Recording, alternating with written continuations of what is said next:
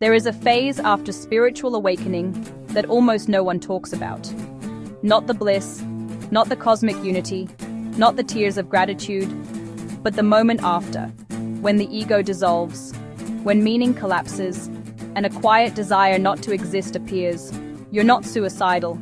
You're not clinically depressed in the way the world understands it. You're simply no longer identified with the old self that once chased life. And that changes everything. Awakening often begins as expansion, clarity, insight, revelation. But what happens when the structure that organized your life collapses? Carl Jung called this the encounter with the self, but he warned, integration must follow insight. When the ego dissolves, the ambitions that once fueled you begin to feel hollow. The future loses urgency. The world looks the same, but feels strangely unnecessary. This isn't nihilism. It's what happens when the organizing myth of me dissolves before something deeper stabilizes.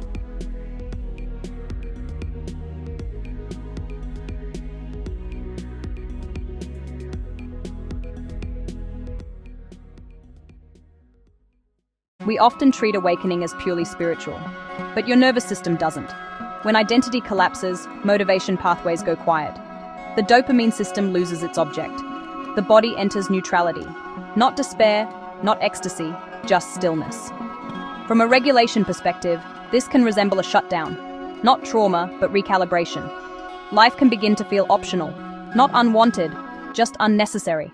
That distinction matters. Existential psychology speaks of the vacuum that appears when meaning structures collapse.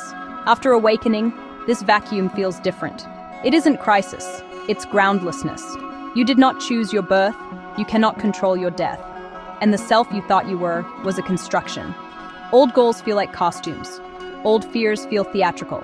So the question arises, if there is no ego to defend, what is living for? And for a while, there is no answer. Ancient traditions never framed awakening as permanent bliss. After enlightenment, chop wood, carry water.